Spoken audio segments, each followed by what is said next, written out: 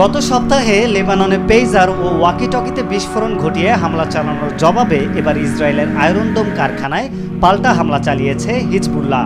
Israeli যুদ্ধাস্ত্র তৈরির প্রতিষ্ঠান Rafael কোম্পানির কার্যালয়ে লেবাননের সশস্ত্র সংগঠন হিজবুল্লাহ এই ক্ষেপণাস্ত্র হামলা চালিয়েছে। কাতার ভিত্তিক সংবাদ মাধ্যম আল জাজিরার এক প্রতিবেদন থেকে জানা গেছে, এই প্রতিষ্ঠানটি ইসরায়েলি আয়রন ডোম আকাশ হামলা প্রতিরক্ষা ব্যবস্থার নির্মাতা হিসেবে পরিচিত। হিজবুল্লাহ আরও জানিয়েছে, কয়েক ডজন ফাদি-1 ও ফাদি-2 ক্ষেপণাস্ত্র এবং কাতিউশা রকেট হামলাও চালানো হয়েছে।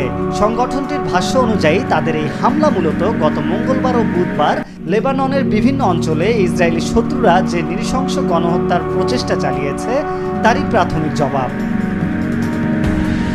এদিকে ইসরায়েলি আয়রন ডোম আকাশ হামলা প্রতিরক্ষা ব্যবস্থার নির্মাতা হিসেবে ব্যাপক পরিচিত রাফায়েল কোম্পানি। এছাড়াও উচ্চ প্রযুক্তির বৈদ্যুতিক বিভিন্ন সরঞ্জামাদি নির্মাণের জন্যও বেশ খ্যাতি রয়েছে প্রতিষ্ঠানটির।